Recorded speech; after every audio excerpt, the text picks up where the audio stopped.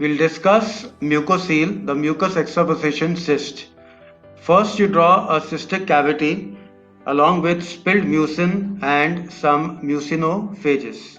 Surrounding this is a granulation tissue consisting of histiocytes. Complete? Yeah. Then you draw a few associated minor salivary glands, which also give are kind of feeder ducts, and in between you'll be drawing connective tissue stroma which is supportive and it could have fibrosis. There could be associated hyperplastic epithelium. Thank you.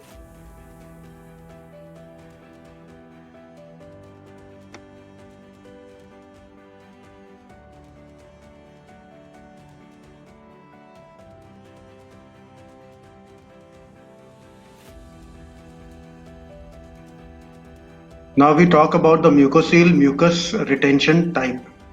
This is a true developmental cyst. So first you draw the cystic cavity with spilled mucin, followed by the epithelium which surrounds the spilled mucin.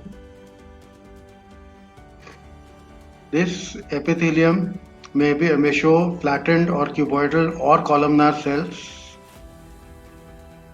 this way.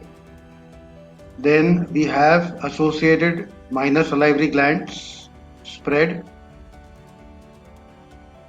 followed by some connective tissue stroma, and then you have the overall epithelium.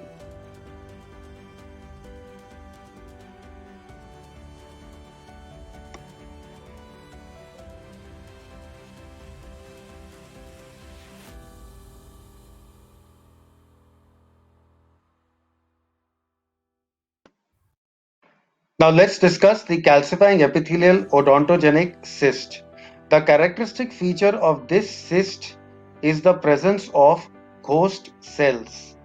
These ghost cells are nothing but the eosinophilic cells which have lost their nuclei, and the eosinophilic content of these cells is altered and is still visible, giving it an appearance of ghost cells or some kind of a remnant. This is also confused with the tumor. We've drawn the basement membrane, the first thing.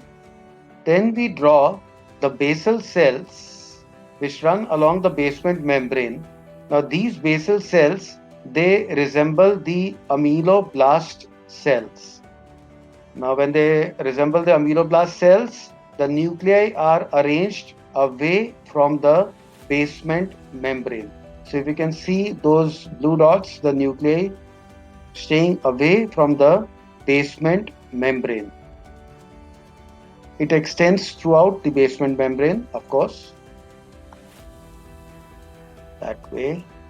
Then the next thing is the overlying cells which are star shaped and they resemble stellate reticulum like cells. They are spread.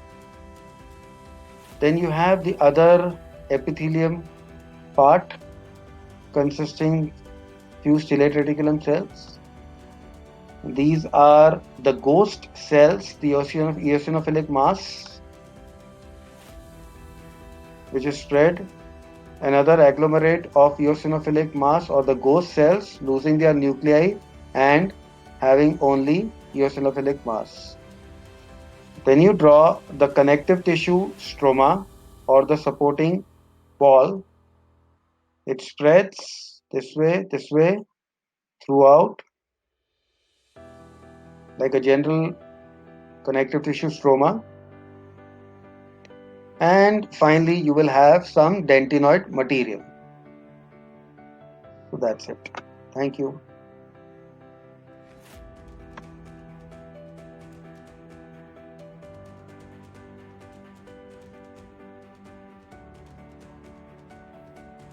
Now we'll discuss the botryoid odontogenic cyst. It is a polycystic variant of lateral periodontal cyst. Accordingly, you will be drawing the epithelial islands. They'll be 2 or 3 or many, since it is polycystic variant. And the cells of the islands are cuboidal or flattened. Okay, and they represent remnants of dental rests. So this way you draw few islands, and inside you see the cystic space. So this way it goes, and the second island, then you draw the third island, and characteristically see how they are flattened, having flattened cells. Okay. Then you have the stroma, the supporting stroma, which is spread between the odontogenic islands. Okay. And it is quite bland and non-inflammatory, the stroma.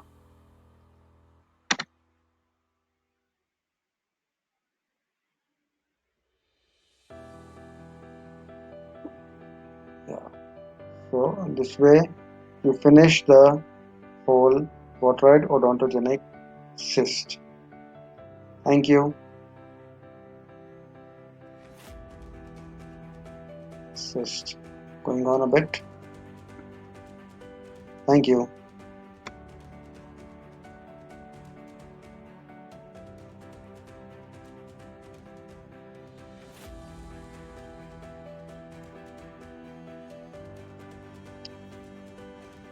Now let's discuss the aneurysmal bone cyst. This is a false cyst and it consists of various blood-filled spaces.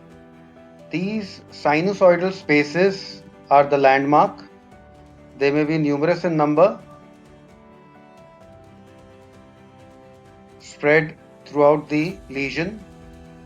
Then you have the characteristic multinucleated giant cells and the osteoid tissue.